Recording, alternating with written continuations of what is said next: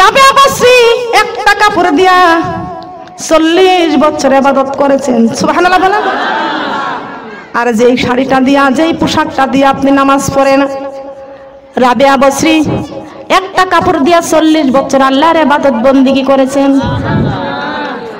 40 বছর যেই কাপড়টা দিয়ে আল্লাহর ইবাদত বন্দেগী করা হয়, ওই কাপড়টা আমার আল্লাহর কাছে বড় দামি হয়ে যায়,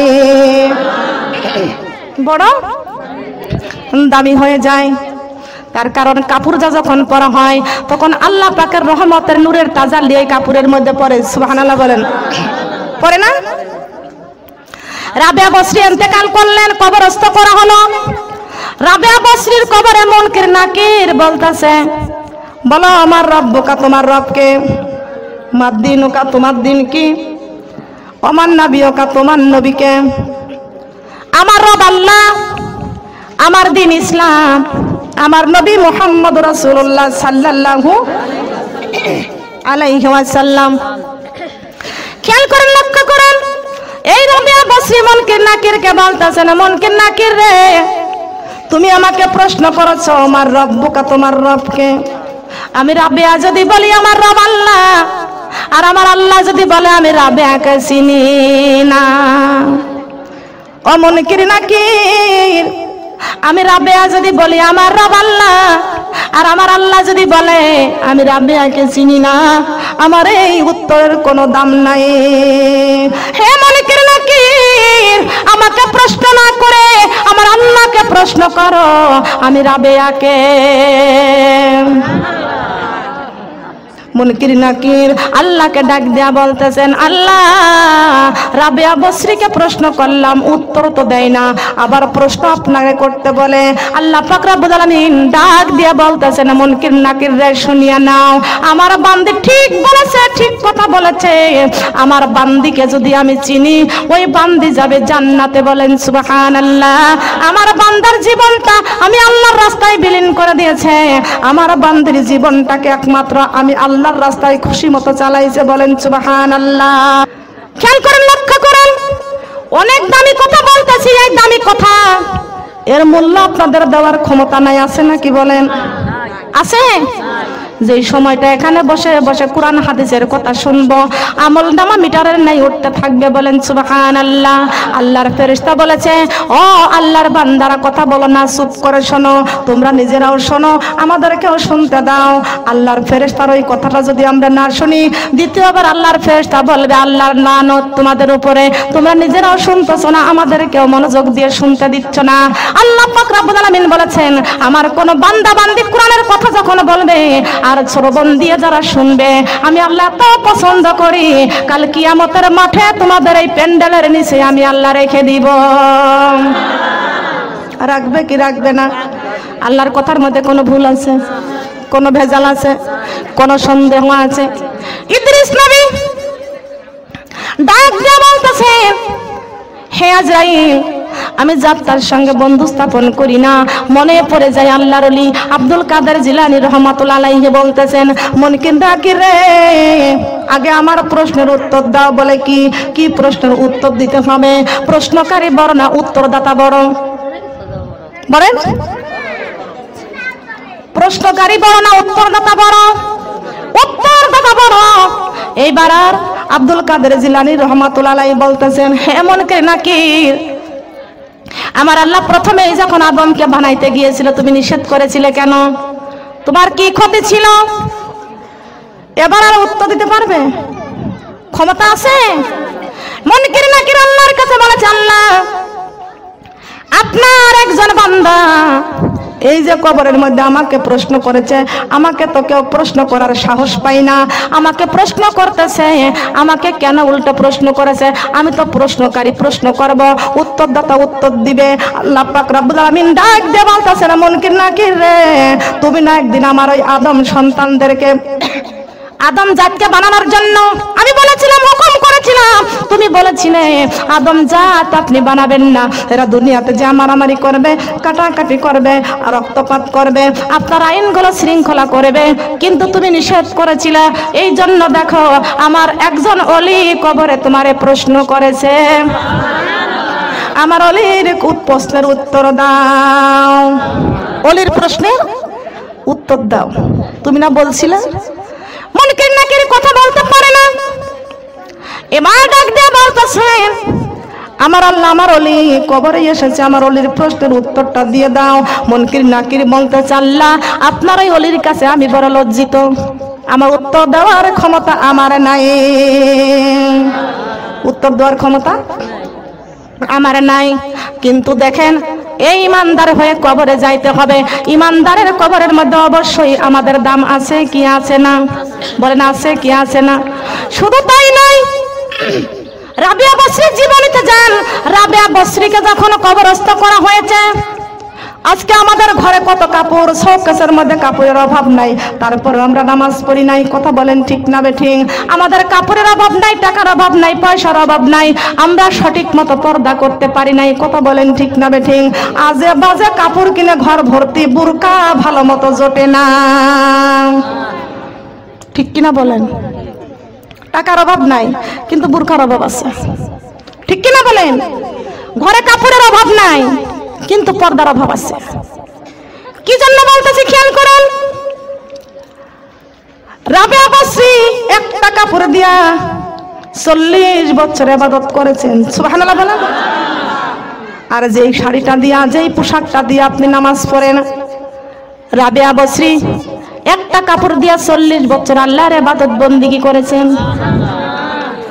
40 বছর যেই কাপড়টা দিয়ে আল্লাহর ইবাদত বন্দেগী করা হয়, ওই কাপড়টা আমার আল্লাহর কাছে বড় দামি হয়ে যায়,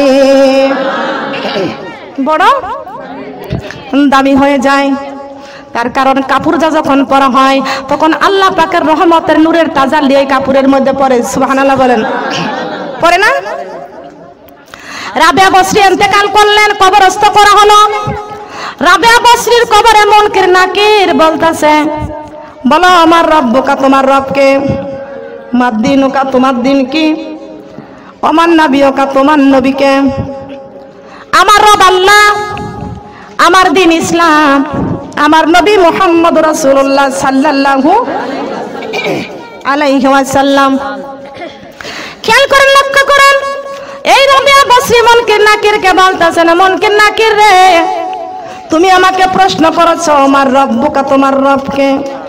আমি রাবিয়া যদি বলি আমার রব আল্লাহ, আর আমার আল্লাহ যদি বলে আমি রাবিয়াকে চিনি না, ও মুনকির নাকির, আমি রাবিয়া যদি বলি আমার রব আল্লাহ, আর আমার আল্লাহ যদি বলে আমি রাবিয়াকে চিনি না, আমার এই উত্তরের কোনো দাম নাই। হে মুনকির নাকির, আমাকে প্রশ্ন না করে আমার আল্লাহকে প্রশ্ন করো, আমি রাবিয়াকে। মুনকির নাকির আল্লাহকে ডাক দিয়া বলতেছেন আল্লাহ রাবিয়া বসরিকে প্রশ্ন করলাম, উত্তর তো দেয় না, আবার প্রশ্ন আপনাকে করতে বলে।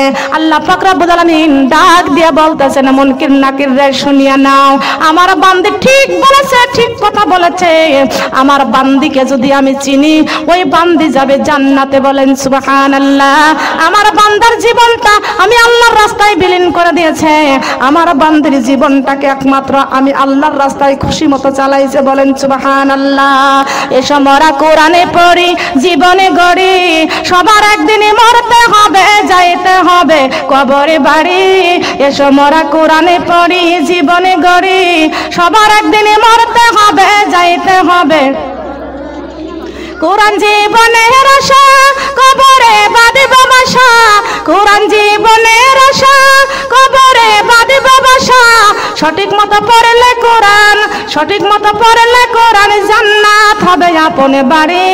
এসো মোরা নামাজি পড়ি, জীবনে গড়ি, সবার একদিনে মরতে হবে, যাইতে হবে কবরে বাড়ি। এসো মোরা নামাজি পড়ি, জীবনে গড়ি, সবার একদিনে মরতে হবে। নামাজি জীবনের আশা, কবরে বাঁধব বাসা, নামাজি জীবনের আশা, কবরে বাঁধব বাসা। সঠিক মতো পড়লে নামাজ, সঠিক মতো পড়লে নামাজ, জান্নাত হবে আপনে বাড়ি। এসো মোরা পর্দা করি, জীবনে গড়ি, সবার একদিনে মরতে হবে, যাইতে হবে। এসো মোরা পর্দা করি জীবন গড়ি, সবার একদিনে মরতে হবে, যাইতে হবে কবরে বাড়ি। কোন বাড়ি? কোন বাড়ি? দুনিয়ার বাড়ি থাকবো, চলে যেতে হবে কোন বাড়ি? রাবিয়া বসরি ডাক দিয়া বলতেছেন মুনকির নাকির রে, আমাকে তুমি প্রশ্ন করিও না, আমাকে প্রশ্ন না করে আমার আল্লাহকে প্রশ্ন করো, আমি রাবিয়াকে।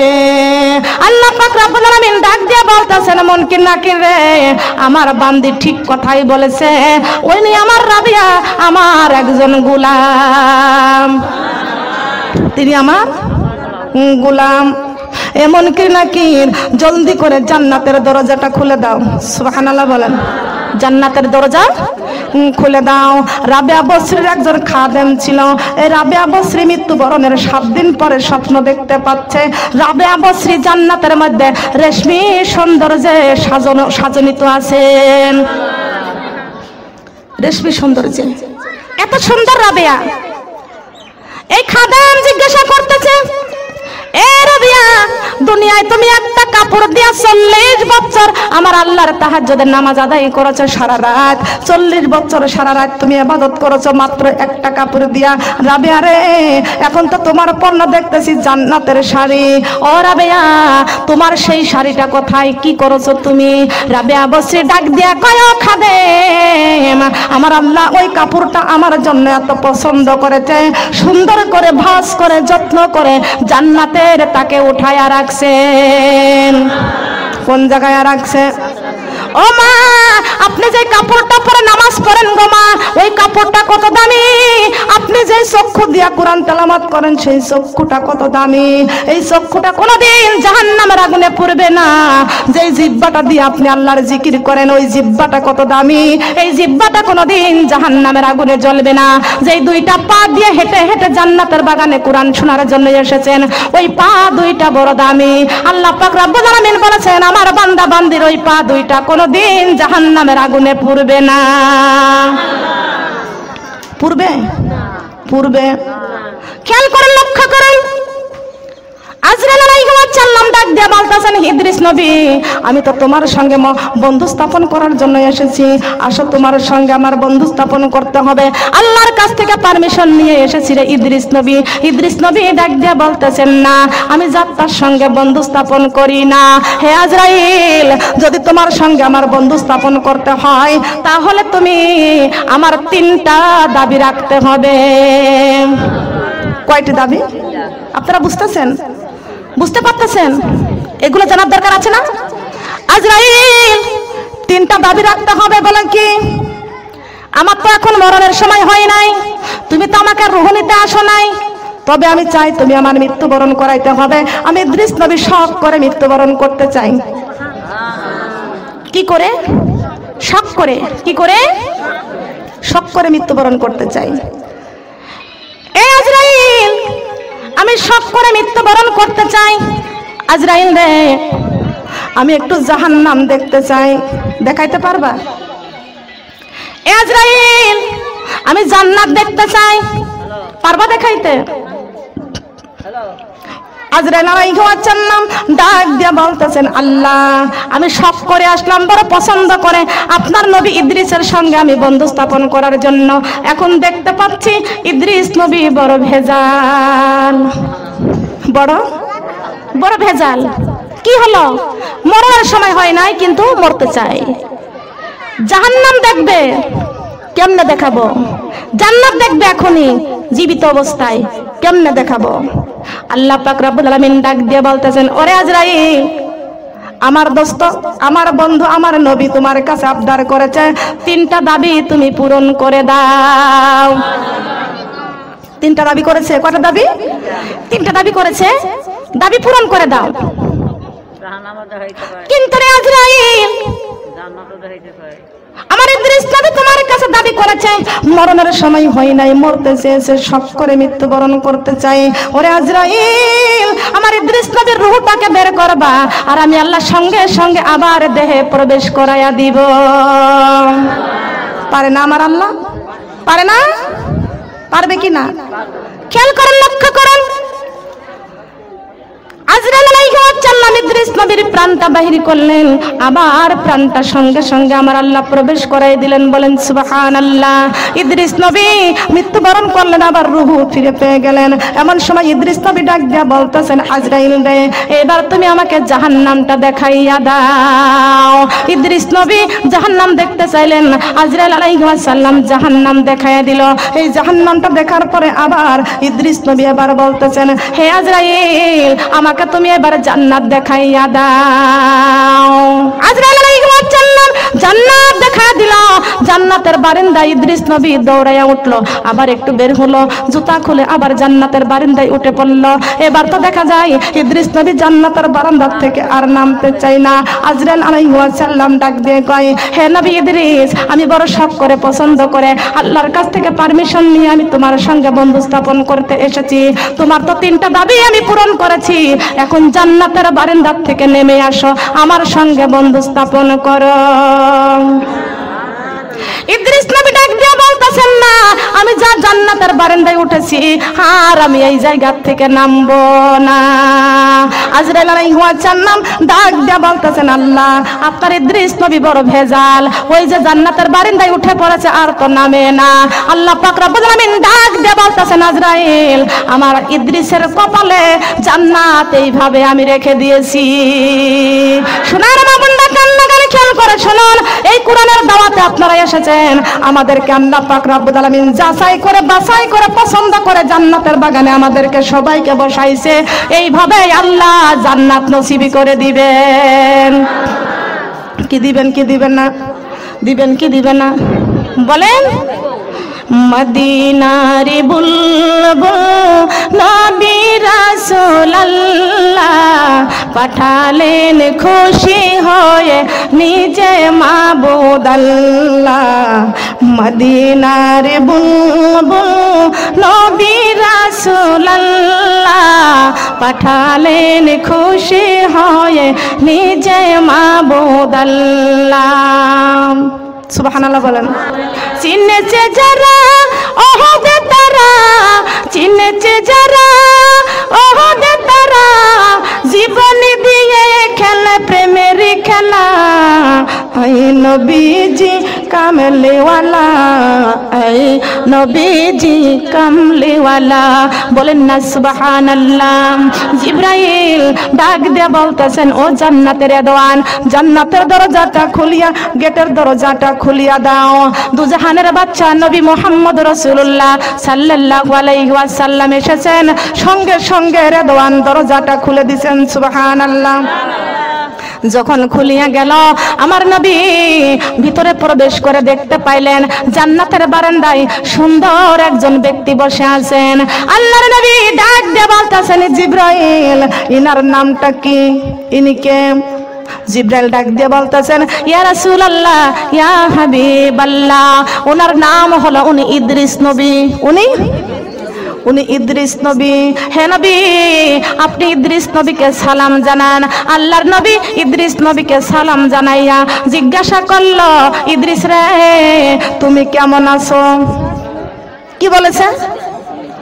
এই ইদ্রিস নবী, তুমি কেমন আছো? ইদ্রিস নবী বলতেছেন, আলহামদুলিল্লাহ, জান্নাতের বারান্দায় অনেক শান্তিতে আছি। জান্নাতের বারান্দায় অনেক শান্তিতে আছি। নবী আমার ডাক দিয়ে বলতেছেন, জিবরাইল, ইদ্রিস রে, জান্নাতের বারান্দায় এত শান্তি, না জানি জান্নাতের ভিতরে আরো কত শান্তি। জান্নাতের বারান্দায় তুমি এত শান্তিতে আছো, জান্নাতের ভিতরে না কত শান্তি, তো ভিতরে প্রবেশ কেন করো না? হাদিসটা আমাদের জানতে হবে। এই ইদ্রিস নবী, তুমি কেন জান্নাতের ভিতরে প্রবেশ করো না? ইদ্রিস নবী আমার নবীর কাছে গল্প করতেছেন, ইয়া রাসূলুল্লাহ, ইয়া হাবিবাল্লাহ, ওই জান্নাতের ভিতরে প্রবেশ করার জন্য জান্নাতের দরজায় বারবার যে লক করি, আওয়াজ করি, জান্নাতের ভিতর থেকে জান্নাতের হুর ওই জায়গা থেকে উত্তর দিয়ে দেয়, আখেরি নবীর উম্মত এই জান্নাতে প্রবেশ না করা পর্যন্ত অন্য কোন নবীকে জান্নাতে ঢোকার পারমিশন আমার আল্লাহ দেয় নাই। সুবহানাল্লাহ বলেন। আমরা কোন নবীর উম্মত? কোন নবীর উম্মত? আমরা আখেরি নবীর উম্মত। ও মা, আমাদের কত দাম, আমাদের কত মূল্য। ইদ্রিস নবী বলতেছেন ওই জান্নাতে প্রবেশ করার জন্য বারবার আওয়াজ করে, লক করে, জান্নাতের হুর বারবার উত্তর দিয়ে দেয়, আখেরি নবীর উম্মত এই জান্নাতে না ঢোকা পর্যন্ত অন্য কোন নবী জান্নাতে প্রবেশ করতে পারবে না। মুসা নবী পারবে না, ঈসা নবী পারবে না, দাউদ নবী পারবে না, ইদ্রিস নবী পারবে না, কোন নবী জান্নাতে প্রবেশ করতে পারবে না। আমার নবী বলেন তো খুশি না বেজার? আমার নবী, এবার আমার নবী খুশি। দেখেন আমার নবী, ও মা, আমরা কিন্তু কোনোদিন আল্লাহর কাছে বলি নাই আল্লাহ আমার আখেরি নবীর উম্মত করে বানাও, 18,000 মাখলুকাত করে আমাদের দুনিয়াতে পাঠাও। একটা দরখাস্ত কোনোদিন আল্লাহর কাছে করে নাই। আল্লাহ পাক রব্বুল আলামিন যাচাই করে বাছাই করে আমাদের পছন্দ করে আখেরি নবীর উম্মত করে আমাদেরকে বানাইছেন। এই আখেরি নবীর উম্মত আপনি যেখানে সেখানে যাইতে পারবেন না, কোনো মাজারে যা সেজদা করতে পারবেন না, কোনো পীর তলায় মানত করতে পারবেন না, কোনো কবরস্থানে কিছু চাইতে পারবেন না। আপনার 40 বছর, আপনার 70 বছর বয়স হয়ে গেছে, আল্লাহ পাক রব্বুল আলামিন ডাক দিয়ে বলতেছেন, ওরে আজরাইল, আমার ওই বান্দার কাছে চলে যাও, রূহটাকে কবজা করে নিয়ে আসো। আল্লাহর নবী মুহাম্মদ রাসূলুল্লাহ সাল্লাল্লাহু আলাইহি ওয়াসাল্লাম ওই মেরাজে যা দেখতে পাইলেন, আজরাইল আলাইহিস সালাম হেড শিরে বসে আছে। কি শিরে? আমি বুখারী শরীফ পড়েছি, ছোটবেলায় যখন পড়তাম অত ভালো বুঝতাম না, বড় হওয়ার পরে যখন বুঝতে পারলাম আল্লাহ পাক রব্বুল আলামিন আস্তে আস্তে আমারে জ্ঞান দান করতে লাগলেন। খেয়াল করেন, ছোটবেলায় পড়েছি